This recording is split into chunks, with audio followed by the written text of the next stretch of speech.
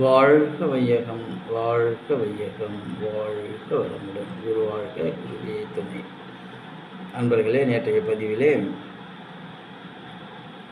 விண் நின்று பொய்ப்பின் வீழினீர் வியன் உலகத்து உள் நின்று உடற்றும் பசி அப்படின்ற குறளுடைய கருத்தோட்டத்தை, திருவள்ளுவர் சொன்ன கருத்தோட்டத்தை பார்த்தோம். நீரின்றி அமையாத உலகம் எனின், அப்போ விண் அந்த மழை நீர் இல்லைன்னா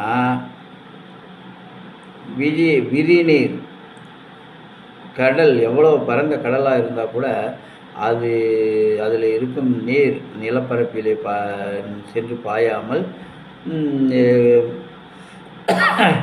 எந்த வேலையும் நடக்காது. அதாவது நீ பசியில் வாடி போயிடுவ அப்படின்ற மாதிரி நேற்று குறளில் பார்த்தோம். அடுத்தது, என்னதான் கடல் பரப்பு விரிந்து இருந்தாலும் பசியை வாட்டி வதைத்து விடும் அப்படின்னா, அப்போ பசியை அடக்கணும்னா என்ன செய்யணும்? அடுத்த குறளுக்கு வரணும் நம்ம. அதாவது அடுத்த குறளில், ஏரின் உழார் உழவர் புயல் என்னும் வாரி வளம் குன்றிக்கால். இப்போ பசியை போக்கணும்னா விவசாயம் செய்யணும், ஏர் விடணும், பயிர் நடணும், அது விளைய வச்சு அறுவடை செஞ்சு பசியை போக்குறதுக்கு தேவையான உணவுப் பொருட்களை தயாரிக்கணும். அப்போ இந்த அதாவது விண், அந்த மழை நீரானது நிலத்தின் மீது விழாமல் இருந்து விட்டால், அதாவது உழவர் ஏர் விழ முடியுமா? விளைச்சல் விளைய முடியுமா? தானியத்தை உற்பத்தி பண்ண முடியுமா? இன்னும் செய்ய முடியாது. அப்போ என்ன நடக்கணும்? அங்கே விவசாயம் நடக்கணும் அப்படின்னா அப்போ நீரின்றி அமையாது உலகம் எனின். தண்ணி வேணும்பா. தண்ணி முக்கியமாக பசியை தீர்க்கிறதுக்கு தேவையான உணவுப் பொருட்களை உண்டு பண்ண இந்த மழை என்னும் நீர் வேணும். அப்படின்னா அந்த மழை நீர் எப்படி நமக்கு பூமி பரப்புக்கு கிடைக்கும்? இது சரியான ஆராய்ச்சிக்கு வரார் திருவள்ளுவர். அதாவது புயல் என்னும் வாரி வளம் குன்றிக்கால். புயல் கடல் இருந்து இருக்கிற தண்ணி முன்ன பார்த்தோம். என்னதான் விரிந்து கடல் இருந்தாலும் மழை பெய்யலைன்னா எந்த வேலையும் பூமியில் நடக்காது இப்போ அப்படின்னு குறளை பார்த்தோம்.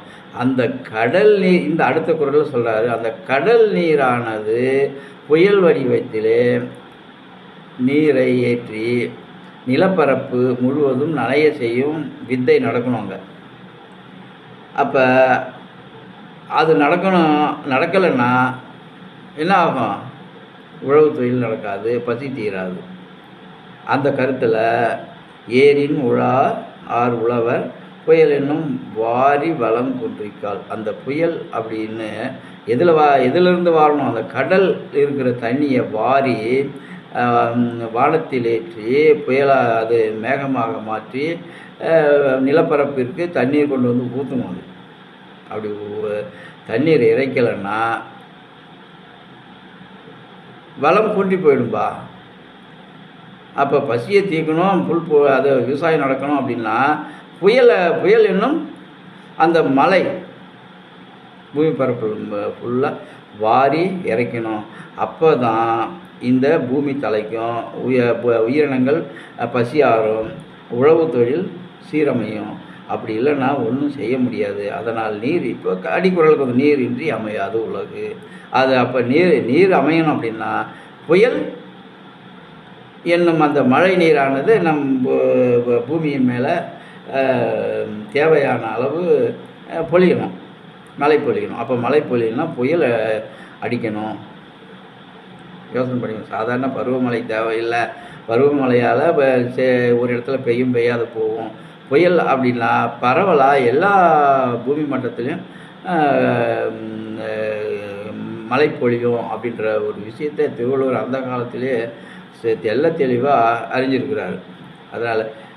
அதனால் உழவு தொழில் நடக்கணும்னா, பசி ஆற்றணும்னா உழவு தொழில் செய்யணும். உழவு தொழில் செஞ்சு தானியத்தை பெருக்கணும். அப்போ அந்த தானியத்தை பெருக்கணும்னா புயல் என்னும் மழை நீரானது பூமி பரப்பிலே விழணும்.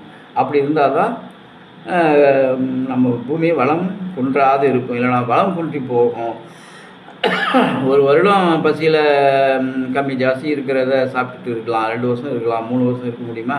அதுக்கு பின்னாடி என்ன வளம் குன்றி போயிடும். பூமியினுடைய மனித வளம். வளம்ன்றது பூமிக்கு வளம் ஒன்றும் குறையாது, ஏறாது. அந்த மனிதன்கிட்ட இருக்கிற பொருளாதாரம் குறைஞ்சி போயிடும். அந்த பொருளாதாரம் குறையாது இருக்கணும்னா புயல் என்னும் வாரி வளம் குன்றி வாரி அடிக்கணும். அதாவது கடல் நீரை பூமி பரப்பிற்கு வாரி இறைக்கணும் அந்த புயல் என்னும் ஒரு விஷயம். அப்போ தான் உழவர்களும் ஏர் விடுவாங்க, தானியத்தை பெருக்குவாங்க, பசியும் ஆறும். அதனால் இந்த மழை நீர் நமக்கு புயல் வடிவத்தில் வரணுன்ற விஷயத்த சொன்னார். அதனால் நீர் இன்றி அமையாது உலகம் எனின் யார் யாருக்கும் வானின்று அமையாது ஒழுக்கு. அப்போ அந்த புயல் இவங்க கெட்டவங்க இந்த இடத்துல பெய்யணும், இல்லை இவங்க நல்லவங்க இவங்க இந்த இடத்துல அதிகமாக பெய்யணும் அப்படின்னு புயல் அடிக்கும்போது பெய்யுமா? எல்லா இடத்துலையும் அதனுடைய ஒழுங்குமுறை தவறாமல் மழை பெய்யும். அதனால் பசி ஆறணும்னா உழவு தொழில் நடக்கணும். உழவு தொழில் நடக்கணும்னா நிலமட்டமானது நீர் நிறையணும், நீர் வளம் குறையாது இருக்கணும்.